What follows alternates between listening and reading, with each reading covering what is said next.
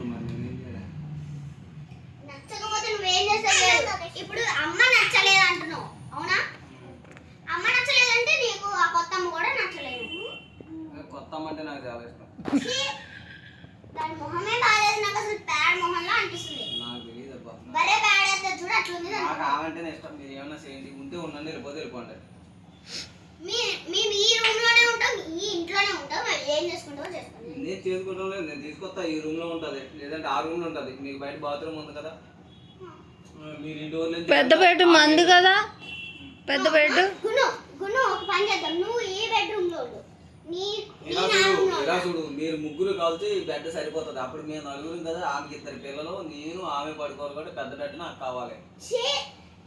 దాని మొహం చూసావా, మొత్తం దాని జిడ్డు అంతా బెడ్ కంటుకొని మొత్తం నల్లగా అయిపోద్ది. కావాలంటే ఇక్కడ పడుకోమను. చెప్పిన ఆమె నల్లగా ఉంది కాబట్టి ఇల్లంతా మొత్తం ఎర్ర ఎర్రగా అయిపోద్ది. ఎర్రగా అదే నల్లగా అయిపోద్ది.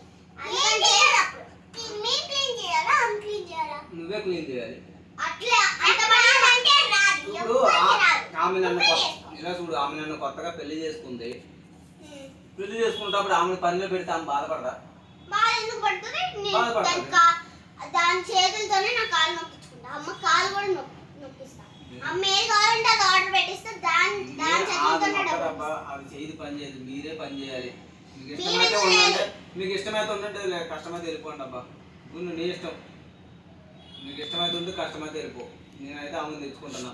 నాకు ఆ రూమ్ ఖాళీ చేయండి. మీ బట్టలు బీరువాలు అన్నీ ఏమున్నాయో తీసుకొని ఈ రూమ్ లో పెట్టుకోండి. ఆ బీరువా నాదే, మంచము నాదే, డైనింగ్ టేబుల్ నాదే. అసలు అది కాదు, నాకు 2 భాగాలు చేసేసి అటు ఉండండి, మీరు ఇటు ఉండండి, నేను అటు ఉంటా.